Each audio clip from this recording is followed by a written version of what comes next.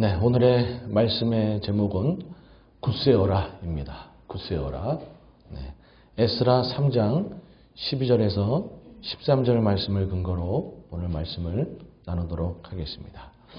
네, 오늘은 에스라 3장에 나오는 내용인데요.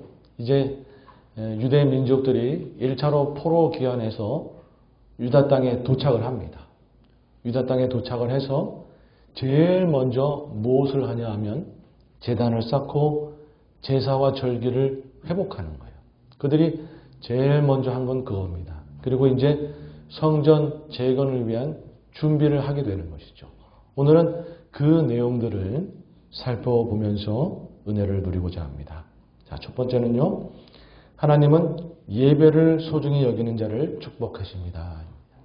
예배를 소중히 여기는 자를 축복하십니다. 에스라 3장 1절 이하의 말씀을 같이 읽습니다. 시작. 이스라엘 자손이 각자의 성읍에 살았더니 일곱째 달에 이르러 일제히 예루살렘에 모인지라.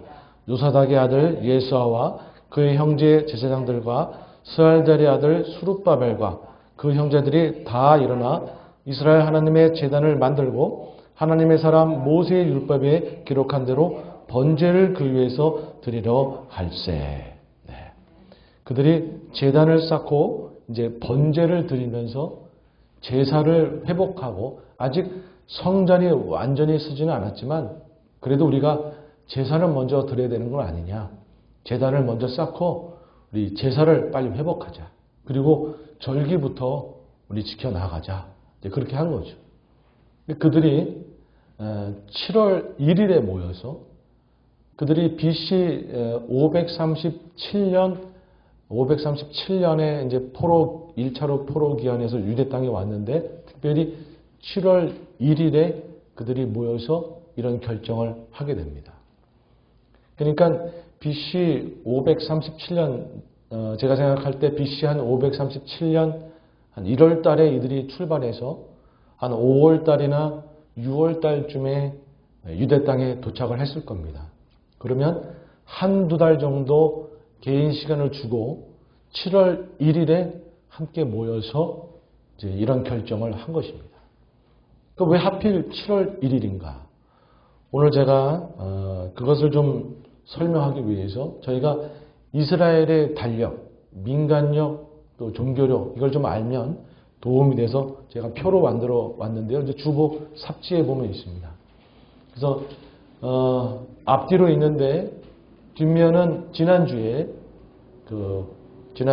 있었던 그 명단 그 내용이고 이쪽 또 다른 면은 오늘 이스라엘 달력이 되겠습니다. 다들 보시고 계시죠? 네, 앞에 자막을 보셔도 되고 또는 그 삽지를 보셔도 되겠습니다. 제가 사실 이거 설명만으로도 긴 설명이기 때문에 간단하게 그러나 핵심적으로 제가 말씀을 한번 드려볼 텐데요. 그러니까 이스라엘은 민간력하고 종교력하고 두 개의 달력이 있는 겁니다. 우리가 양력, 음력 있듯이 이들도 민간력, 종교력이 있어요. 그리고 그 옆에 태양력은 지금으로 치면 그게 몇 달에 해당되는지를 이제 표시한 겁니다. 보통 이들은 고대로부터 지켜온 달력은 민간력이에요. 이 민간력은 소위 말해 농사와 연결이 되어 있습니다. 농사를 짓고 하는 것과 연결이 되어 있어요. 자, 이렇게 보게 되면 민간력 1월하고 2월. 그러니까 이스라엘은 추수가 2번 있습니다. 추수가 2번 있고 비가 2번 내려요. 1년에. 자, 그런데 1월, 2월에 비가 내립니다. 먼저 내리는 비를 이른 비라 그러고 나중에 내리는 비를 늦은 비라 그래요. 이른 비가 내립니다. 이 1월, 2월에 내리는 이 이른 비가 참 중요한 게 뭐냐면 그동안 땅이 굳어져 있던 거거든요. 근데 이 이른 비가 내려야 땅이 부드러워지고 파종을 할 수가 있는 거예요. 하나님께서 이 이른 비를 잘 내려주셔야 돼요. 그러면 이들이 파종을 합니다. 보리하고 밀. 이들의 주식인 보리하고 밀을 파종을 하게 돼요. 지금으로 치면 그게 가을인데 겨울을 지나게 됩니다. 이스라엘 겨울은 그렇게 춥지가 않아서 이 파종을 하고 나면 잘 자라요, 곡식들이. 그래서 민간력으로 7월이 되면 이들이 이제 추수하기 시작을 하는 거예요. 7월에 첫 추수를 하는데 그 추수 전에, 그 직전에 늦은 비가 내립니다. 이 늦은 비가 내려야 열매들이 잘 익습니다. 곡식들이 잘 익어요. 이 늦은 비가 안 내리면 추수를 할 수가 없는 거예요. 그래서 하나님께서 이른 비와 늦은 비를 잘 내려주셔야 되는 것이죠. 그래서 맨 처음 하는 추수가 보리추수입니다. 보리추수를 맨 처음 해요. 7월 달에. 그래서 그 맨 처음에 보리를 추수한 첫 것을 드리는 절기를 초실절이라고 합니다. 초실절. 7월 16일 날 보리의 첫 것을 잘라서 하나님께 바치는 절기가 초실절이에요. 자, 이렇게 초실절을 보내고 나서 50일 후, 7, 7, 2, 49, 49일 후, 초실절로부터는 7, 7, 2, 49, 77절, 49일 후, 그래서 77절이라고 얘기하기도 하고, 맥추절이라고 얘기하기도 하고, 이때 가서 밀추수를 하게 되는 거예요. 가장 중요한 보리추수와 밀추수가 이 7월에 그리고 9월에 있게 되는 것이죠. 그리고 이 밀추수의 첫 것을, 밀추수 처음 것을 잘라서 주님께 바치는 그 절기가 바로 맥추절, 77절이 되는 겁니다. 여러분, 오늘날 기독교에 보면 맥추감사주일이라고 있죠. 7월 첫 주에 상반기에 역사하신 하나님께 감사하면서 맥추감사주일을 드리는데 그 기원이 되는 것이 이 맥추절인 것이에요. 올해는 저희가 7월 6일이, 7월 첫 주인 7월 6일이 맥추감사주일인데요. 그래서 이렇게 보리추수와 밀추수를 이들에게 보면 어떻게 보면 상반기에 추수를 하게 됩니다. 태양력으로 보면 이게 보험이잖아요. 3월, 보리추수는 3, 4월이고 밀추수는 5, 6월이니까 보험이잖아요. 그래서 이것을 보험추수라고 얘기하기도 하고, 그거는 이제 우리나 지금의 유대인들이 보험추수라고 얘기하기도 하고, 이때의 민간력으로는 7월, 9월이니까 여름, 가을 추수라고 오히려 얘기할 수도 있었겠죠. 보리추수와 밀추수를 이렇게 하게 됩니다. 그럼 이렇게 추수하고 나면 끝나느냐? 아니요. 한 번의 추수가 더 있습니다. 민간력으로 12월 달에 가면 과일 추수를 하게 돼요. 이들이 과일 추수를 하게 됩니다. 올리브, 석류, 무화과 이런 것들 과일 추수를 하게 돼요. 12월부터 연말 과일 추수를 시작해서 다음해 1월에 과일 추수를 마치게 돼요. 그래서 다 추수해가지고 창고에 넣는 그 시기가 수장절이에요. 수장절. 창고에 저장한다 그래서 수장절이라고 얘기하죠. 그래서 이 수장절은 또 초막절이라고도 얘기하는데 8일간 지킵니다. 맨 마지막 15일부터 22일까지 22일 날 그날에 잔치를 큰 성대하게 기념식을 열죠. 그렇게 하는 거예요. 여러분, 이 민간력으로는 1년 루틴이 이렇게 되는 것이에요. 잘 좀 이해가 되시죠? 이른 비가 내리고 그에 따라 파종하고 민간력으로 7월에 가서 늦은 비가 내리고 보리추수를 맨 처음 하고 그 다음에 9월에 가서 밀추수하고 그리고 12월에 가서 연말 과일 추수를 시작해서 다음에 1월에 이제 과일 추수를 마무리하면서 수장절을 지키고 그런데 해가 넘어가니까 1월 2일, 1월 1일 새해를 맞이하게 되잖아요. 근데 우리는 새해를 새해라고 하기도 하고 설날이라고 하기도 하죠. 근데 이 유대인들은 나팔절이라고 얘기합니다. 나팔절이라고. 왜냐하면 새해를 맞이해서 하나님이 새로운 한 해를 또 허락하시고 새로운 은혜를 부어주신다 그래서 나팔을 크게 불고 성대한 잔치를 벌이거든요. 그래서 이들에게는 새해를 나팔절이라고 얘기합니다. 다 같이 나팔절. 네. 우리에게는 설날이 이들에게는 나팔절이에요. 자, 이렇게 되는데 종교력은 그러면 어떻게 되느냐? 종교력은 출애굽하고 관련이 있습니다. 하나님께서 출애굽할 때 새롭게 달력을 제정하라 말씀하신 거예요. 새롭게 달력을 제정하라고. 그동안 너희들이 민간령만 지키고 있었는데 출애굽이 너무 귀한 사건이다 보니까 출애굽을 시점으로 역사를 다시 써라. 새로운 달력을 시작해라. 그게 종교력입니다. 근데 마침 종교력을 시작하라고 말씀하셨던 때가 민간력으로는 7월이었던 거예요. 민간력으로는 7월이었는데 종교력으로는 1월이 되는 거죠. 그러니까 우리는 양력과 음력의 새해 차이가 그렇게 길지가 않은데 이들은 민간력과 종교력의 새해 차이가 뭐 6개월씩 이렇게 나는 거예요. 그래서 종교력 1월은 민간력으로는 7월 달이 되는 겁니다. 그런데 종교력 1월 1일은 특별히 지키질 않습니다. 중요하지 않아요. 중요한 거는 6월절입니다. 종교력 1월 14일 밤에 지키는 6월절. 여러분 6월절 다 아시죠? 어린 양의 피를 문설주에 발라가지고 장자가 죽지 않고 이스라엘이 구원받은 것. 여러분 이스라엘의 절기 중에서 종교력으로 가장 중요한 절기가 6월절이에요. 종교력의 시작을 알리는 6월절.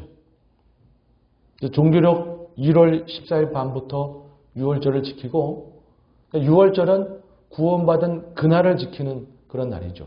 바로 이어서 15일부터 7일간 무교절을 지키는데 이 무교절은 뭐냐 하면 이제 출애굽할 때 너무 급하니까 무슨 발효해서 음식을 먹고 그럴 수가 없으니까 발효하지 않은 무교병만 먹고 빨리 탈출을 하였던 것을 기억하면서 하나님의 은혜를 기억하고자 7일간 무교병만 먹는 기간으로 무교절을 그렇게 지키는 거예요. 무교병만 먹으면서. 그래서 종교력 1월에 6월절과 무교절을 지키게 됩니다. 이게 제일 중요한 절기예요. 그리고 나서 50일 후 오순절. 초실절로부터 49일이 되는 게 77절 맥추절이고 6월절로부터 50일 되는 게 오순절이에요. 사실은 맥추절과 오순절은 같은 날입니다. 날짜를 그렇게 따지다 보면. 그런데 맥추절 77절은 민간력에 근거한 절기고 오순절은 종교력과 관련된 절기예요. 그 오순절은 또 출애굽하고 어떻게 관계가 되느냐? 출애굽해서 시내산에 도착해서 율법을 받은 날, 그날이 오순절인 거예요. 여러분 오순절은 출애굽 역사에 그렇게 연관이 되는 겁니다. 자, 그래서 오순절을 잘 지키고 시간이 쭉 흘러서 종교력으로 7월, 민간력으로는 1월, 이때 또 중요한 절기들이 많이 포함되어 있습니다. 이때 종교력 7월 10일이 대속죄일이에요. 이게 뭐냐 하면 1년에 한 번 대제사장이 지성소 안으로 들어가서 민족의 죄를 용서받는 그런 날이죠. 정말 중요한 절기죠. 그리고 나서 어떻게 보면 종교력으로 이제 마지막 절기, 수전절이나 불임절은 나중에 이제 생겨난 거니까 그건 나중에 생각하기로 하고 초막절, 어떻게 보면 이 당시에 정해진 절기로는 마지막 절기인 초막절, 초막절을 지키게 되는데 초막절은 수장절하고 같은 날입니다. 초막절은 그러니까 민간력으로는 수장절이라고 얘기하고 과일 추수를 마무리하는 그러한 절기, 종교력으로는 초막절이라고 얘기하는 거예요. 왜 초막절이냐? 이제 시내산을 떠나서 광야의 생활을 하게 되잖아요. 광야의 생활 속에 초막을 짓고 살 때에 하나님이 먹이시고 보호하신 것을 기억하면서 기념하는 절기가 초막절인 거예요. 그러니까 종교력은 다 출애굽하고 연관되어 있는 것이죠. 자, 그렇다 그러면 여러분 스룹바벨이 종교력으로 7월 1일, 민간력으로는 1월 1일, 나팔절에 이들을 모았다라고 하는 의미가 뭐겠습니까? 새해를 맞이해서 유다 땅에 보내주신 하나님께 우리 한번 시작하고 새롭게 주님 앞에 결단하는 마음으로 특별히 그날을 정한 거예요. 7월 1일, 종교력으로 7월 1일, 민간력으로 1월 1일, 우리 그때 모이자. 그래서 이들이 제일 먼저 지킨 절기는 뭐다? 나팔절이 되겠어요. 나팔절을 제일 먼저 지키면서 제단을 쌓고 제사를 회복하기 시작한 거죠. 자, 그렇다 그러면 나팔절 다음에 지킨 것이 뭐겠습니까? 대속죄를 지킬 수 있으면 좋은데 대속죄를 못 지키는 건 왜겠어요? 성전이 아직 서 있지 않다 보니까 지성소가 없어요. 지키고 싶어도 못 지키는 거죠. 그래서 대속죄를 스킵하고 그 다음에 지킬 수 있는 절기가 뭡니까? 초막절이잖아요. 그래서 이들이 초막절을 지키게 되는 거예요. 여러분, 수룹바벨과 리더들이 특별히 유대인들을 모아가지고 나팔절과 초막절을 지키면서 이제 그들이 제사를 지키고 절기를 지키고자 마음을 먹었던 거죠. 우리 에스라 3장 3절 이하의 말씀을 함께 읽습니다. 시작. 무리가 모든 나라 백성을 두려워하여 제단을 그 터에 세우고 그 위에 아침정으로 여호와께 번제를 드리며 기록한 규례대로 초막절을 지켜 번제를 매일 정수대로 날마다 드리고 그 외에는 항상 드리는 번제와 초하루와 여호와의 모든 거룩한 절기와 번제와 사람이 여호와께 기쁘게 드리는 예물을 드리되. 여기 말씀해 보니까 쭉 읽다 보니까 여호와께 번제를 드리며 아침 저녁으로 번제를 드리며 이건 뭐냐면 매일 드리는 상번제예요. 오전 9시, 오후 3시에 이들은 하루에 2번씩 제사를 드렸어요. 이제 그 제사를 회복하는 거죠. 그리고 절기로는 초막절이 이어나오죠. 나팔절 7월 1일에 그들이 모였고 그 다음으로 제일 먼저 지킨 절기가 초막절이 되겠습니다. 근데 그 이후에 이제 6월절, 오순절도 다 지켜나갔겠죠. 그리고 쭉 지나가다 보니까 초하루라는 게 있죠. 매달 초하루에 지킨 건 뭐겠습니까? 월상 제사, 월상 예배. 그러니까 이들이 상번제, 월상 예배, 안식일 제사도 지켰겠죠. 그리고 절기로는 나팔절, 또 초막절, 6월절, 오순절, 무교절 이런 것도 다 지켜나가면서 대속죄일은 지키고 싶어도 아직 선전이 안 서 있으니까 못 지키고 나머지 절기들은 다 지키면서 그렇게 맨 처음에 먼저 예배를 회복하고자 노력을 했던 거예요. 그런데 지금 읽은 말씀에 보니까 무리가 모든 나라 백성을 두려워하여 이런 구절이 있어요. 이게 뭐냐 하면 이들이 유대 땅에 돌아오고 보니까 폐허거든요. 방어벽이 있는 것도 아니고 성벽이 있는 것도 아니고 외세가 쳐들어오면 그냥 다 죽을 수밖에 없는 어떻게 보면 위험에 노출되어 있는 거예요.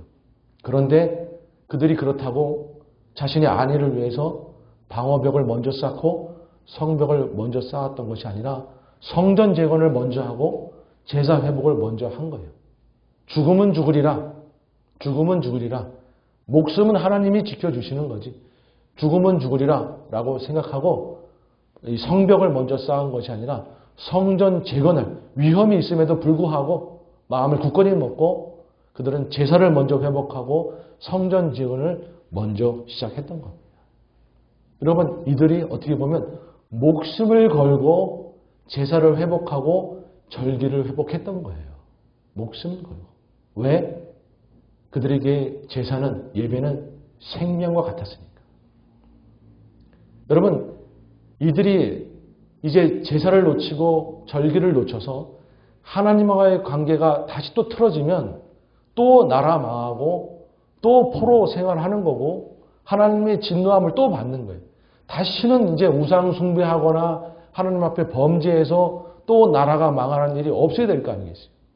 그러니까 이들에게는 제사가 생명이었던 거예요.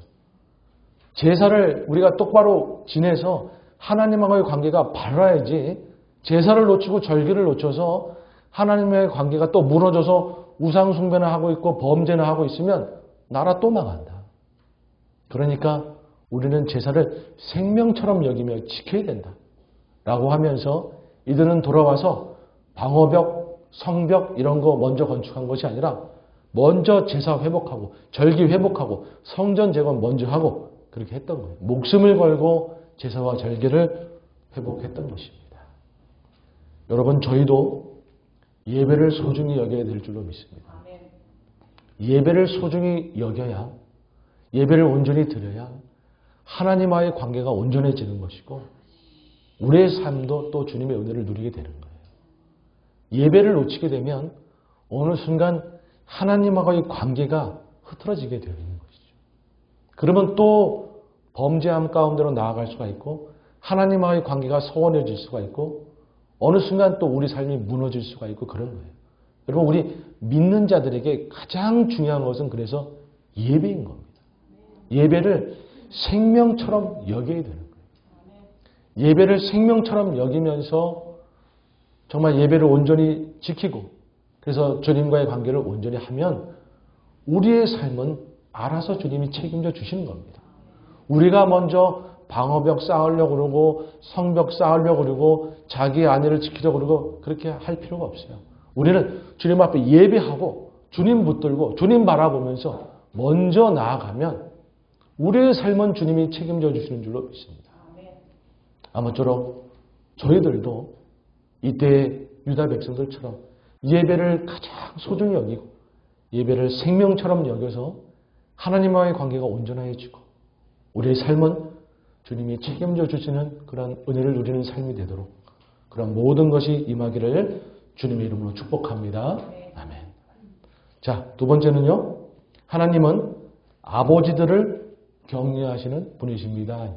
하나님은 아버지들을 격려하는 분이십니다. 자, 종교력으로 7월 1일 날 모여서 그들이 제사를 회복하고 그렇게 했다고 그랬죠. 이제 제사를 회복하고 절기를 회복하고 뒤이어서 성전 재건의 물품들을 다 준비하기 시작합니다. 나무도 다 가지고 오고 그 다음에 일꾼과 감독들을 세우기 시작합니다. 그 기간이 한 7개월 정도 걸려요. 그 다음에 BC 536년 2월에 드디어 성전 재건을 시작하는데 이제 제일 먼저 뭐하냐? 바닥 기초 공사를 시작을 하는 거예요. 제일 먼저 성전 바닥 기초 공사를 시작을 하는 거예요. 이제 성전 재건을 시작하는구나. 그래서 이들이 성대하게 기념식을 열게 됩니다. 제사장들이 정말 제복을 제대로 입고 나팔을 크게 불고 성가대들은 엄청나게 찬양을 하고 풍악을 울리면서 성대한 기념식과 함께 바닥 기초 공사를 시작하는 거예요. 그런데 그 모습을 보면서 우리가 일반 생각할 때 모든 백성들이 다 기뻐하고 다 감격하고 즐거워하고 이럴 것 같은데 뭔가 기대치 않은 반응들이 나오는 거예요. 에스라 3장 12절 이하의 말씀을 함께 읽습니다. 시작.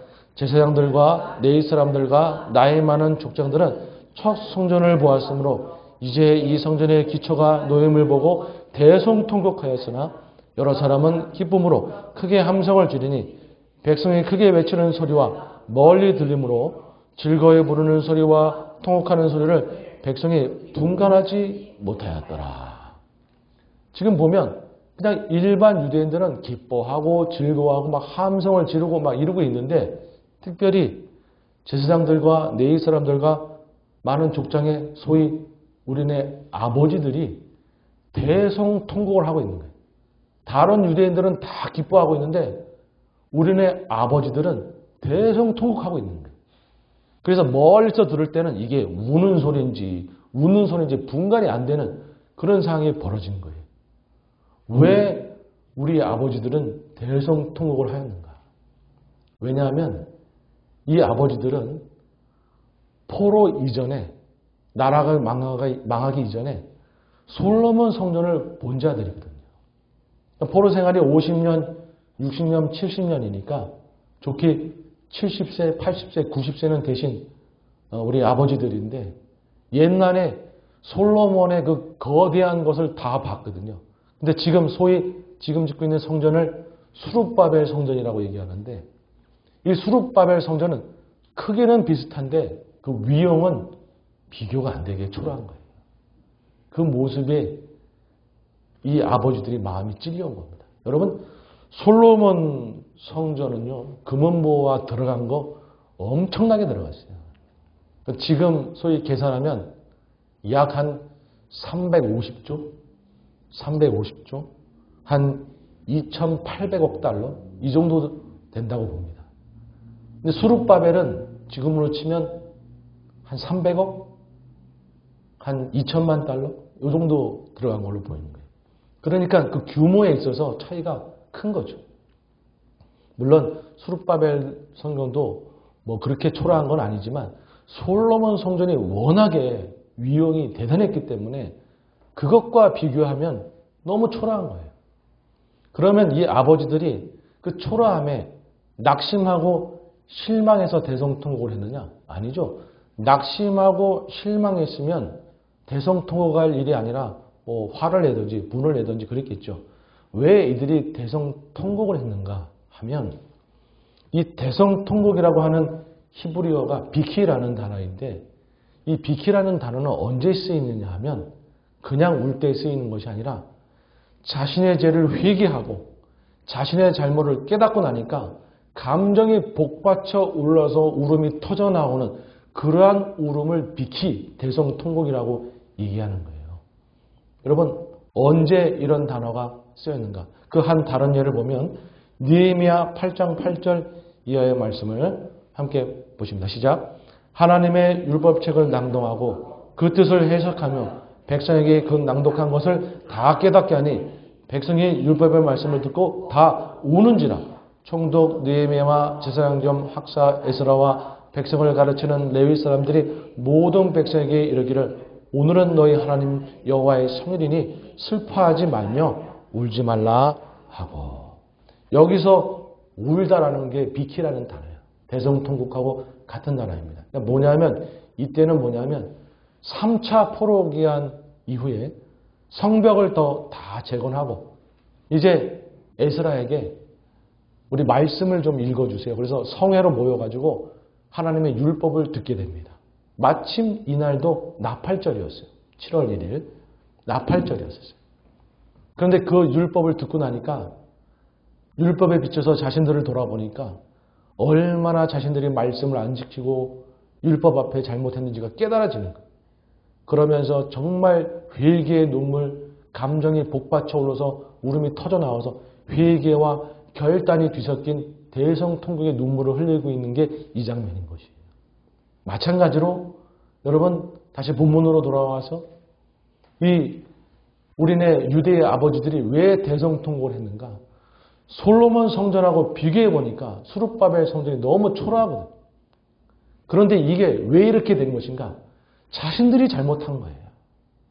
자신들이 잘못해서 나라 망하고 솔로몬 성전 다 무너지고 지금 다시 겨우 이제 성전을 다시 짓고 있는데 자기네들이 하나님 앞에 얼마나 잘못했는지가 깨달아지면서 회개와 그런 감정이 복받쳐 올라서 울음이 터져 나오는 거예요. 그러니까 한편으로는 회개하면서 도대체 우리가 무슨 잘못을 한 것인가 이게. 감정이 막 복받쳐 오르고 다시는 이렇게 살면 안 되겠다. 결단이 나오고 그럼에도 또 성전을 다시 짓게 하나님께 감사하면서 여러 감정이 막 복합적으로 올라오면서 대성통곡을 했던 것이 이 아버지들이었어요. 그런데 이 마음이 끝까지 잘 가면 좋은데 16년의 세월이 이제 흐른 거예요. 뭐냐면 성전 바닥 기초공사만 해놓고 사마리아인들의 방해로 인해서 성전 재건이 중단되는 거예요. 16년 동안 중단된 거예요. 그러니까 이 아버지들의 마음이 살살 변화가 온 것입니다. 살살 변화가 온 것입니다. 그냥 수룹바벨 성전이 초라하네. 그냥 초라하구나. 에이, 뭘 짓긴 뭘 져. 이러면서 갑자기 옛날에는 회개와 결단과 감사가 막 복받쳐 올라와서 울던 그분들이, 그 아버지들이 갑자기 실망에 젖어 있는 거예요.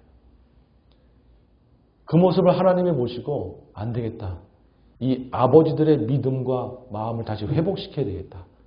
그래서 학계 선지자를 보내는 거예요. 왜냐하면 여러분 아버지들이 회복돼야 유대 민족들이 회복될 거 아니겠어요. 그래야 성전을 재건하건 뭐든 할 거 아니겠어요. 아버지들 먼저 빨리 믿음을 회복시키고 일으켜서 그래서 유다 민족이 회복돼서 성전 재건을 다시 할 수 있도록 아버지들을 회복시키고자 학계 선지자를 보내게 됩니다. 그래서 뭐라고 말씀하는가? 학계서 2장 3절 이하의 말씀 함께 있습니다. 시작. 너희 가운데 남아있는 자 중에서 이 성전의 이전 영광을 본 자가 누구냐? 이제 이것이 너에게 어떻게 보이느냐? 이것이 너희 눈에 보잘것없이 아니하냐? 이전 성전의 이전 영광을 본 자. 아버지들이죠. 옛날 솔로몬 성전의 영광을 본 자. 1차 포로기환에서 처음 돌아올 때는 그렇게 감격하고 그러던 사람들이 세월이 지나고 어려움을 겪고 그렇게 되다 보니까 갑자기 마음의 감격과 회개와 결단은 사라지고 그저 실망과 납심만 남아가지고 수룹바벨 성전을 보면서 아 보잘것없네. 초라하네. 뭐 그런 거지 뭐. 그냥 차라리 짓지 말까? 뭐 이런 생각들로 지금 아버지들이 쌓이는 거예요. 그 모습을 보면서 하나님의 아버지들을 격려하고자 뭐라고 말씀하시는가? 학개서 2장 4절 이하의 말씀을 함께 한번 힘차게 읽습니다. 시작. 그러나 여호와에 이르노라 수룹바벨아 스스로 굳세게 할지어다. 여호사닥의 아들 대제사장 여호수아야 스스로 굳세게 할지어다.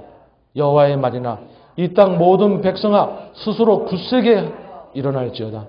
내가 너희와 함께하노라 만군의 여호와의 말이라. 너희가 애굽에서 나올 때에 내가 너희의 언약의 말과 나의 영이 계속하여 너희 가운데에 머물러 있나니 너희는 두려워하지 말지어다. 지금 여기 뭐라고 나와 있냐면 스스로 굳세게 할지어다. 스스로 굳세게 할지어다. 스스로 굳세게 하여 일할지어다. 이 한국말로는 좀 길게 너무 그렇게 돼 있어서 감동이 없는데 영어로는 be strong, be strong, be strong. 그냥 그렇게 3번 얘기한 거예요. 히브리어로는 하작, 하작, 하작. 마치 우리나라 말 하자 뭐 이런 것처럼 하작, 하작, 하작. 굳세게 하라. 마음을 담대히 먹어라. 굳세게 먹어라. 강하게 먹어라. 왜? 내가 너희와 함께하니까. 출애굽할 때 낮에는 구름 기둥으로 밤에는 불 기둥으로 함께 했던 것처럼 지금도 내가 너희와 함께 하니까 그거를 믿고 굳세게 마음 먹어라. 아버지들이여 굳세게 마음 먹어라. 그래야 유다 백성들도 다 굳세게 마음 먹고 성전 재건할 거 아니겠느냐. 그렇게 격려해 주고 계시는 거예요. 오늘이 Father's Day인데 우리 아버지들 모르겠어요. 처음에는 믿음이 참 좋고 또 열정도 좋고 물론 지금도 좋으시지만 그런데 때때로 어느 순간 세월이 지나고 어려움도 겪고 여러 가지 힘든 일도 겪고 그러게 되면 갑자기 우리 아버지들이 어깨가 축 늘어지고 한숨은 길어지고 말수는 적어지고 목소리는 작아지고 젊은이들이나 하는 거지 뭐 이렇게 슬슬 굳세어라 아버지들이여 be strong 하작. 여러분 하나님께서 오늘 우리 아버지들에게 격려하시는 줄 믿습니다. 왜? 우리 아버지들이 회복돼야 우리 아버지들이 열정으로 일어나야 우리 모두가 다 열정으로 일어날 수가 있고 주님의 일을 더 잘할 수가 있기 때문에 여러분 오늘날도 하나님은 아버지들 가운데 오시는 거예요. 격려하시는 거예요. Be strong. 강하게 굳세게 마음 먹어라. 내가 너와 함께한다. 하나님 아버지께서 우리 아버지들과 함께한다. 그렇게 말씀하고 계시는 것이죠. 여러분 이렇게 말씀하면서 마지막으로 이 학개 선지자가 하나님의 말씀 카운터 펀치를 날리는데 너희가 굳건히 마음을 먹으면 내가 무슨 일을 벌이려고 하는지 아느냐. 하나님의 플랜, 하나님의 마음을 이야기하시는데 여러분 저는 솔직히 이 말씀이 오늘 저희 교회에게 주시는 말씀이라고 믿습니다. 저는 이 말씀을 준비하면서 사실 소름이 몇 번 돋았어요. 이 말씀은 우리 교회에 주시는 말씀입니다. 여러분 그런 마음으로 아버지들이 정말 마음을 굳세게 먹고 그래서 우리 성도님들이 마음을 굳세게 먹고 주님을 향해 우리의 삶을 드리며 나아가면 하나님이 무슨 역사를 이루시고자 플랜을 갖고 계시는가. 학개서 2장 9절 말씀을 우리 다 같이 한번 힘차게 읽습니다. 시작. 이전에 나중 영광이 이전 영광보다 크리라. 만군의 여호와의 말이니라. 내가 이곳에 평강을 주리라. 만군의 여호와의 말이니라. 아멘. 여러분 지금 뭐라고 말씀하시는 겁니까? 솔로몬 성전 유형이 거대했지. 그러나 겉모습이 중요한 게 아니라 내가 너희와 함께하는 것이 중요한 거 아니겠느냐. 분명히 말하는데 지금 이 수룹바벨의 이 말 미래의 영광이 솔로몬 성전의 영광보다 더 클 것이다. 그렇게 말씀하시는 거예요. 여러분 이 말씀은 우리 교회에게도 말씀하시는 줄 믿습니다. 과거 우리 교회가 성도 수가 더 많고 더 많은 일들을 했는지 모르겠어요. 그러나 주님이 말씀하시기를 내가 지금 너희들과 함께 있다. 너희들과 함께 있다. 지금 이 새 가나안 장로교회에 임할 영광이 이전 영광보다 클 것이다.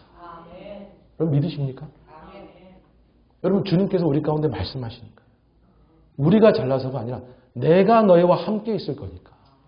내가 너희와 함께 있어서 먼저 아버지들을 일으킬 것이고 모든 성도들을 일으킬 것이고 그래서 너희를 통해서 과거의 영광보다 더 크게 오늘날 영광이 임하도록 너희를 쓸 것이다. 주님 말씀하시는 거예요. 여러분 오늘 우리가 믿음으로 이 말씀을 받아야 될 줄 믿습니다. 주님께서 분명히 말씀하시는 거예요. 여러분 과거의 영광으로 인해서 여러분 낙심하지 마시기 바랍니다. 지금의 어떠함으로 인해서 여러분 낙심하지 마시기 바라요. 하나님이 우리와 함께 하시면서 지금 우리들을 통해서 더 큰 역사를 이루실 거예요. 더 큰 열매를 맺게 하실 겁니다. 주님이 말씀하시는 거예요. 여러분 오늘 제가 말씀을 마치면서 우리 함께 좀 기도하고 싶습니다. 우리 함께 기도할 때에 여러분 우리의 지금의 어떠한 모습들, 세상의 어떠한 상황들 그런 거 보지 마시고 이전 과거의 영광 그것만 생각하지 마시고 지금 우리를 통해서 하나님은 일하기를 원하시는 거예요. 내가 더 큰 영광을 너희 가운데 부어주길 원한다. 내가 더 큰 열매를 너희를 통해 이루길 원한다. 주님 말씀하시는 거예요. 여러분 믿으십니까? 오늘 주님께서 우리를 붙드셔서 우리 교회를 붙드셔서 주님의 영광을 충만히 우리 가운데 부으셔서 우리를 통해서 이전보다 더 큰 역사를 이루시옵소서. 열매를 맺으시옵소서. 우리 가운데 주님의 더 큰 은혜를 부어주시고 더 큰 영광을 부어주셔서 주님 앞에 쓰임받는 우리 새 가나안 장로교회가 되게 하여 주시옵소서. 주님 붙들어 주시옵소서. 우리 다 같이 주님 한번 힘차게 부르고 기도하십니다. 시작.